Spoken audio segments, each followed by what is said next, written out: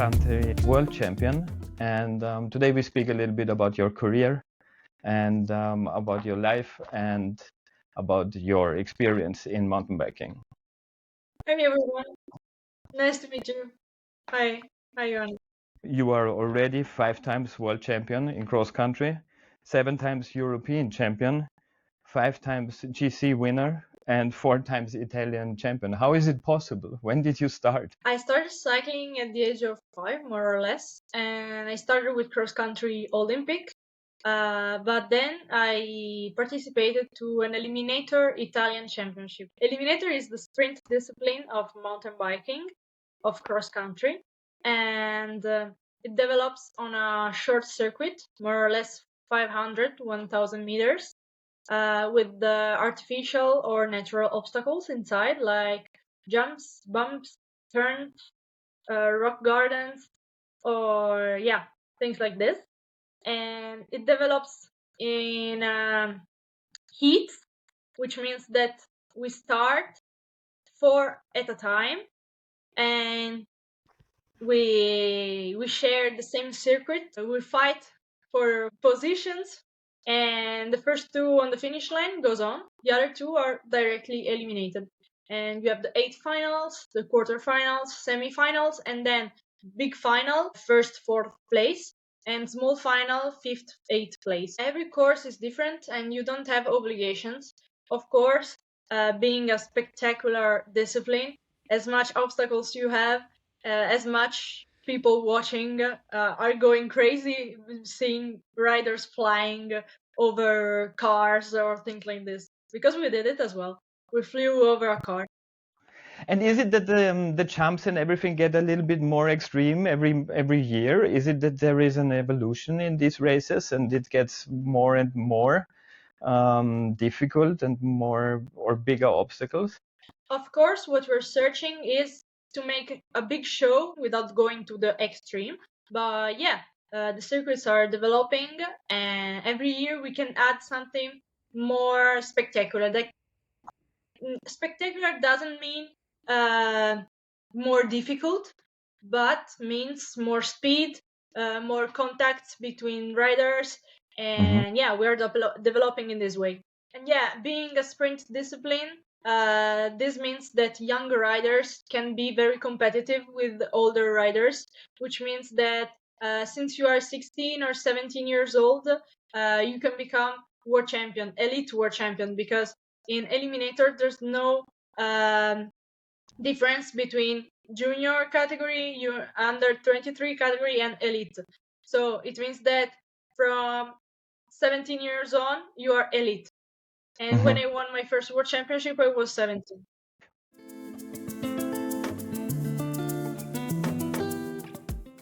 First question, gravel or mountain bike? Mountain bike, because it is where I came from. I'm discovering gravel a little bit more in the last years, but mountain bike. Second, RockShox or Fox? Fox. I've always used Fox in my life. Third, banana or gel?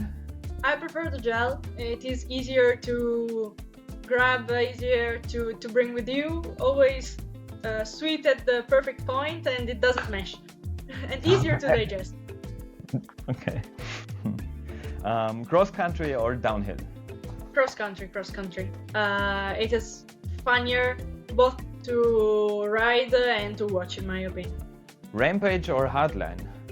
Hardline, because I really appreciate rampage, but hardline for me is more speed and more competition, and then I've always loved big jumps to watch because I'm not a downhill rider, so definitely a hardline. Pizza or pasta? I would say pasta, even if being Italian it is very difficult to answer to this question. I would say pasta because without pasta it would be harder to live than without pizza. Of course, I need my pizza once a time, but I would say pasta. Good answer, because it's a tricky question for an Italian, right? Yeah. All right, 7th question, hot or cold? Hot, because with cold weather my hands starts to freeze, and when I'm pain in my hands, I can't do anything else. So I would say hot. 8 questions. Olympics or World Championships? World Championship, because the fact that you can wear the jersey for the following year is something incredible.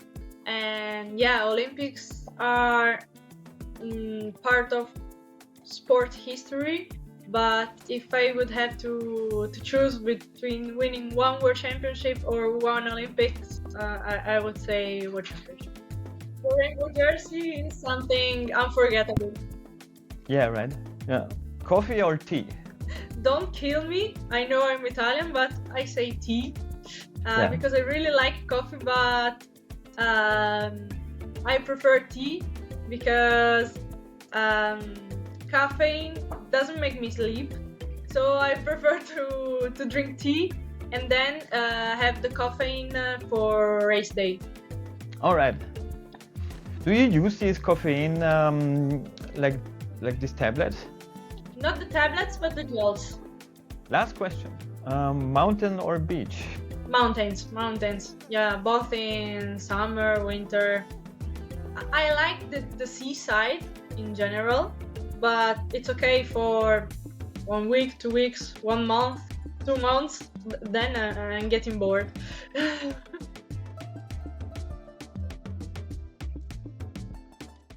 Let's talk a little bit about your story and how do you got into cycling. What is your first memories? I had a small bike in my garage, and so yes, I started riding it. And at the age at 4.5, I was already asking to my parents to join a local team. So Really? and it was difficult to join a team because at that time many teams doesn't have the insurances for such small kids and girls. So yes, I joined my first team at the age of 5, and I already wanted to race. So I started Really? racing Already at with 5. 5 years? You were there, okay. Yes. So you were basically competitive from the beginning on. You wanted to basically try out how good are you? Or how, I mean, Exactly. was it Exactly. this intention? Okay. Yeah. That was the intention of being a cyclist was there since the very first races. And I was 5, but I was already impressed by seeing other kids older than me racing so fast. And the fact that at the age of 5, races didn't have the general classification because it was just for kids without classification. I didn't really like it. I wanted to see on paper the names with the times. And at my first race, the award, the gift that they were giving was a helmet with 2 eyes here, and like a flame. You know, it was yellow and red like fire. So I had flames in my helmet and a yellow bike. And so basically, then at the age of 6, you started racing a little bit more serious. And was it already that you did a lot of races during the year, or was it just 1 or 2, or was it already some kind of a league, like a junior league? Yes, it was already a league, a circuit.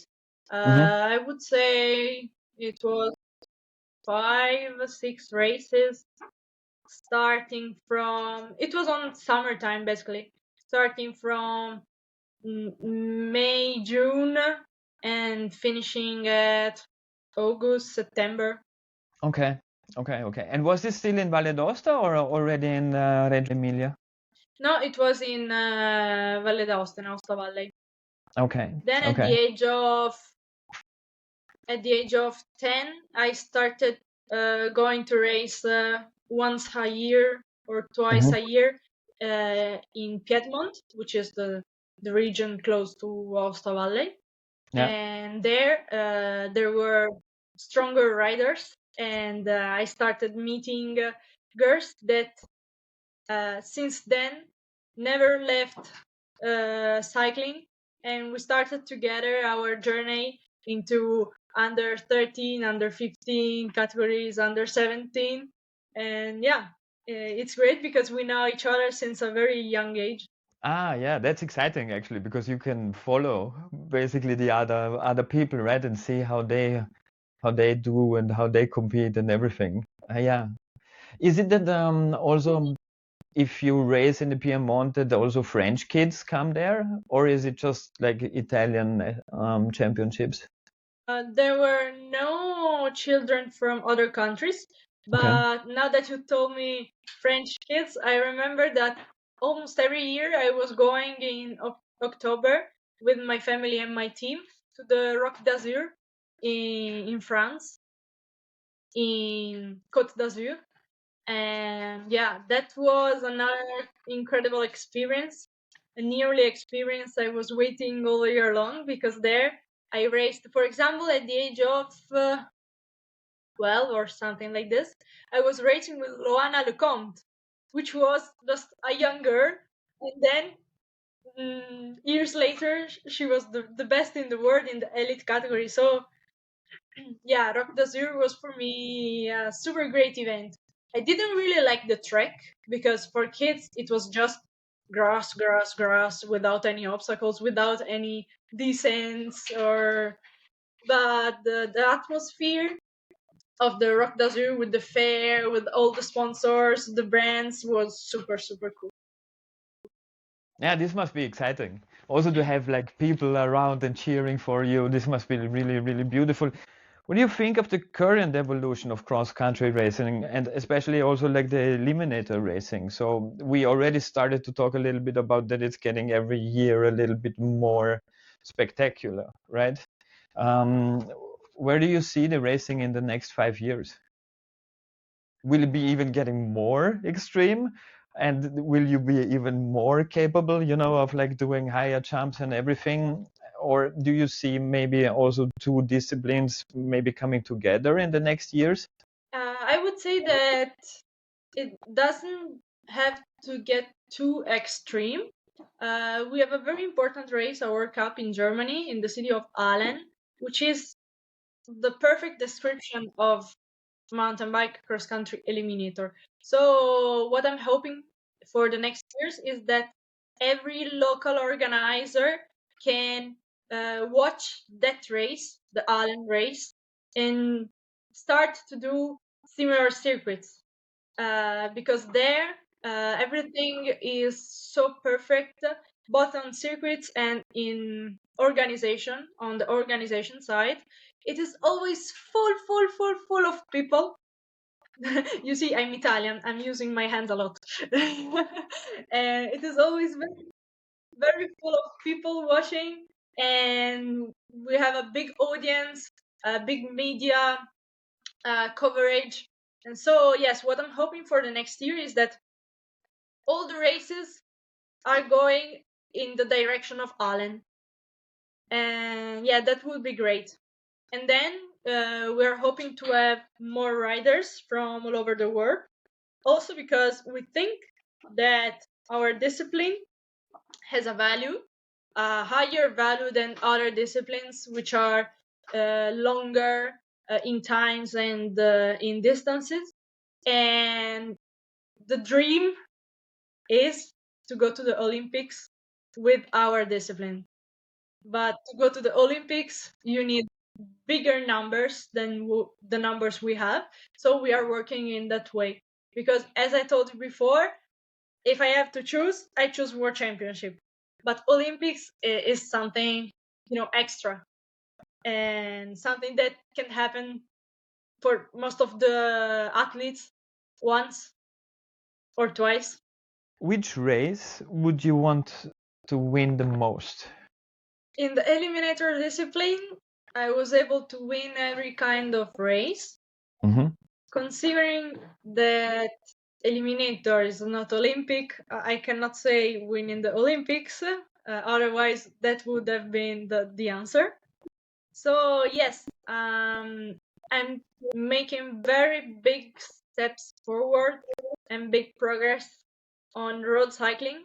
So I would like to win bigger races on the roadside. Yes. It's difficult to say one race because, as you know, in road cycling you have, yes, Italian championships, European championships, and world championships, but then you have names like the big classics. So yes, this year to participate to the Milano Sanremo Women was incredible. So yes, that would be a dream, and it's a race I really like. Currently, I mean, you do the Eliminator races, you point into the direction of the road racing. Is endurance or long distance racing something that interests you? Because we started following the last year, basically the Atlas Mountain Race and the Tour Divide race and all of these kind of like very long distance. They are also some kind of elimination races, right? Because if you travel like 2,000 kilometers into or from Canada to the border of Mexico and you go through like 4 different climate zones, is this something that would interest you? I don't think I am the rider for that kind of distances, but I think that those events are super important. I mean, they must exist because they are inspiring so many people to train all year long to achieve that goal. Also, amateur riders. Then, of course, there are professional riders doing that as a job, and their performances are important to inspire other people to join them.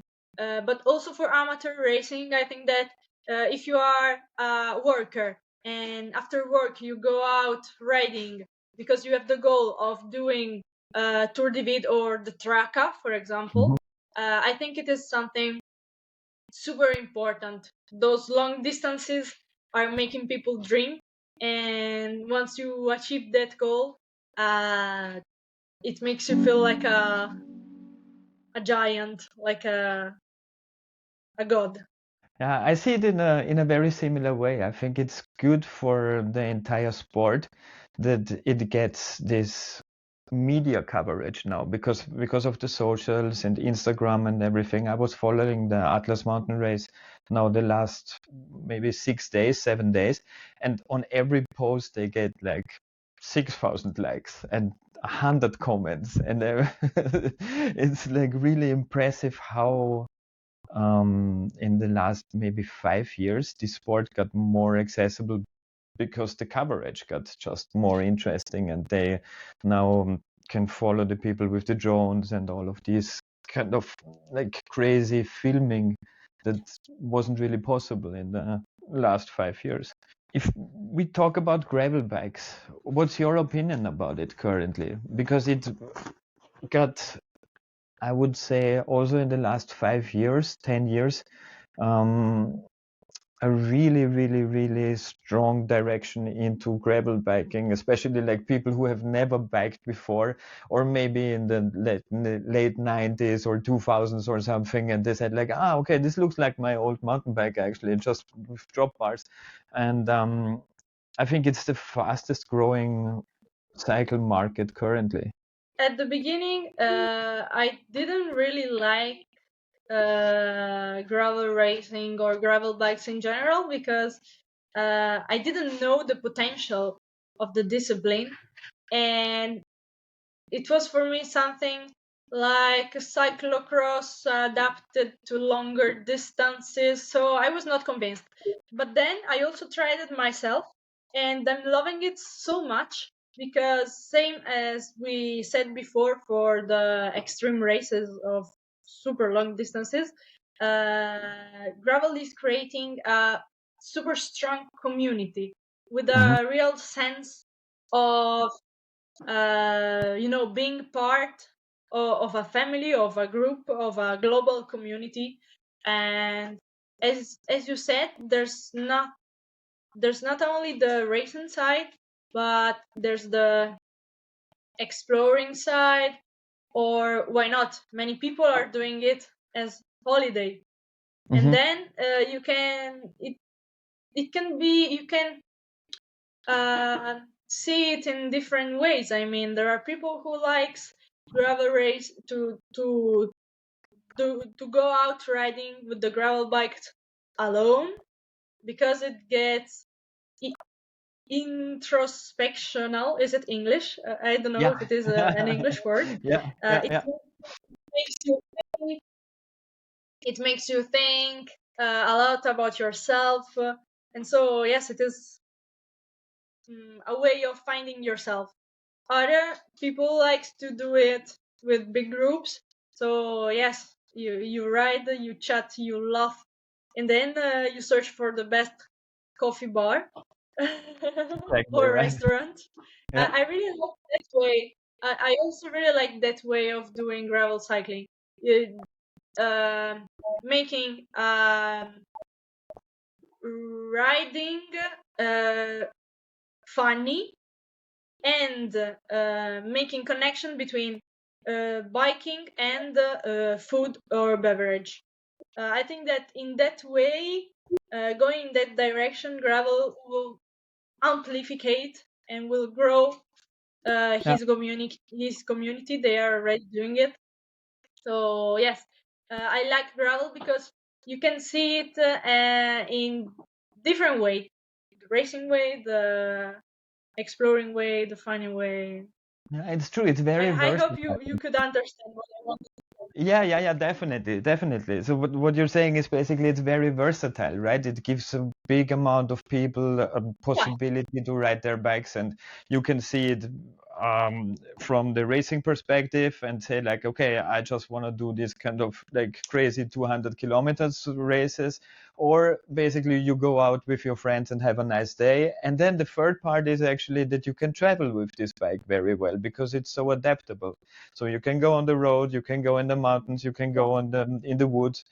Um, I tried a lot of different gravel bikes in the last like 3-4 years, and for me it's still interesting how different they can feel, right? Because you have, for example, now the Merida Mission came out, right? And this is like a race machine. It's like the most focused thing that you can actually ride. And then if you just take this like some gravel bikes, they even have mountain bike tires now, and they have like 2.4 2.6 inch mountain bike tires, and you can go through the woods and you yeah. have basically air suspension with them. So it's really really very wide as a field. Which bicycle are you riding currently? And especially when I think about the racing now, how do you decide which bike is the best for each race? So I'm talking about like full suspension, hardtails. How do you set up your bike and all of these kind of like, because there's so many components to racing, right? Where do you even start with that? In my case, the choice is quite simple because for eliminator races, I ride the hardtail, the Merida Big Nine. Hmm. For cross country racing, sometimes I use the full suspension. But for eliminator racing, in my opinion, the full suspension is um, not suitable for our kind of tracks. Hmm. So for eliminator racing, you need a stable bike, very stiff, and every watt must be put into the pedal and go directly, must go directly to the wheels and on the ground. So you don't have to lose any watt. So yeah, the Big Nine is my choice for the eliminator discipline. Hmm. Then I adapt a little bit considering the circuit and the weather, for the weather conditions. The tire pressure, it goes from 1.7 to 2 bar, Hmm. and more or less.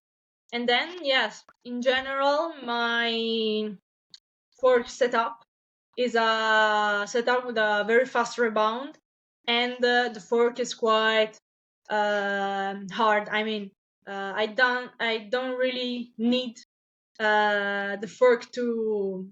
I don't really need the big travel of a cross country Olympic fork or Yeah. a downhill fork. Okay. How many millimeters are you riding, or is it a secret? Uh, no, it's not. It's Okay. a 110, All right. I think. Yeah. Yeah. So pretty It is low a travel. Fox 32. Okay. Okay. Yeah. Yeah. And are you running foam inserts and are you running tubeless or are you running tubes for the races? This is a great question because considering physics, having the inserts is not a pro, but it's a cons. So it would be better to ride tubeless. Mm-hmm. But considering that Eliminator is a very fast discipline and that if you have a flat tire and you don't have the insert inside, your race is gone and you lose the heat. I'm riding with the inserts both in the front and in the back, so that if I have a flat tire, I can try to go all out until the finish line riding on the insert. Okay. Then, Okay. as I told you before, considering physics, it's not the perfect choice because you have an inner insert inside your wheel, which is slower than the wheel, so it makes resistance inside. To be honest, it slows down the bike, but I don't care. I prefer to have an insert that if I go down the stairs, I can go down the stairs full gas without thinking, oh no, I'm touching the rim or things like that. So I ride with the inserts. This makes a lot of sense actually, what you're saying, because so you can go quicker over the obstacles. You don't have to think about it. You don't have to save your bike in a way, but you live with the consequences that it's a little bit heavier. And that's an interesting thought. Actually, I never thought about it, that the insert inside doesn't turn that quick as the wheel or the rim does because it has a mass, right? And yeah, it probably even goes slower and does friction inside. In terms of like the gears and the gear changing, are you running an electrical drivetrain? Another great question. As Eliminator riders, we tried the electronic one, but it could seem incredible, but the electronic shifting system is a bit slower than the mechanical one. And then with the mechanical one, you have the fact of the cable, so you can feel the pressure of the cable because you are going full gas. So you have to imagine that if you change with the electronic shift and you don't allow the chain to go on or off, you can break the chain at every shifting. So yeah, you have to be light in pedaling when you shift, and with the mechanical one is easier and faster to feel it. Okay. Oh, I would have never thought about That's, for that. example, it has another connection with the fact that in cross country racing you see a lot, you see many riders racing with the long gloves. For example, I personally don't like it. I always ride Eliminator with the short gloves because they protect me in case of crash. But I can feel the pressure on my fingers while shifting or things like this. So I have the grip, a better grip on the brakes as well. So that's why I'm not racing with the long gloves, but with the short ones. I would have never thought, but now it makes a lot of sense actually when I think about it, because when you say you're racing since you're 5 years old, you probably have an incredible good feeling of how a gear changes and how much pressure you can actually adapt to the chain and which is the best moment to change the gear. And when you have an electric drivetrain, you lose all that because it just becomes a click on a button, right? And then the drivetrain makes its move, but you never really know when will it happen and all of that. Yeah. Oh, that's super interesting. I would have never thought about that. And as you can understand, in Eliminator racing, every detail matters. For example, to have the drive chain, in the front we only have one big chain ring. And to have the drive chain there save your life, because if you go down the stairs and you lose the chain from your from the chain ring, your race is gone. So it is also very important to change the chain once or twice or 3 times, it depends, a year. Because if you have a longer chain, or if the chain is not new perfect, you lose the chain and your heat is gone. For example, another aspect is to tight the clips under the shoes, and also to tight the pedals, because if you lose the pedal during the heat, you don't have a lot of time, like in cross country racing, to okay, you can't say, okay, now I slow down a bit and then I come over later. Later doesn't exist in Eliminator. So they are small aspects that save your heat and makes you a professional, a meticulous Eliminator rider. And in terms of like the handlebar width and all of these kind of things, are you, depending on the race, changing the widths, or is it just you use this one bike because you feel like this feels the best for you? It depends from how you say it. In my case, I have a great start. So I'm an athlete that at the starting line is always in first, second position. So I prefer to have a wider handlebar because it Okay. makes me more stable. And Yeah. when you have the contacts with other riders, I feel more safe with the wider handlebar instead of having a shorter one. Okay. And when you have the wide one, you can block them too, because when you're starting well, you will make yourself wide, and then they can't Yeah, pass. Okay. block them, yeah, in a certain way. And then if you touch them, it is easier to control the bike Yeah. than Yeah. with a smaller handlebar. Yeah. Yeah. I get it. Yeah. Yeah. Good luck for the next races and good luck for your future. May there be coming even more world championships and maybe the one or the other road race title too. Thank you very much letting me explain a bit more what Eliminator is, and I invite you and I invite everyone who's watching this recording to come to an Eliminator race, because it is something different from any other kind of event. Yeah, I'm gonna definitely search for the next events basically in the area, and I can hopefully join once and see. And I mean, I have to check where Alan actually is. I don't really know it, but maybe if you say this is the most exciting race and it's not that far away, maybe I have to go there and just watch him racing once, because it really sounds very interesting. Thanks so much.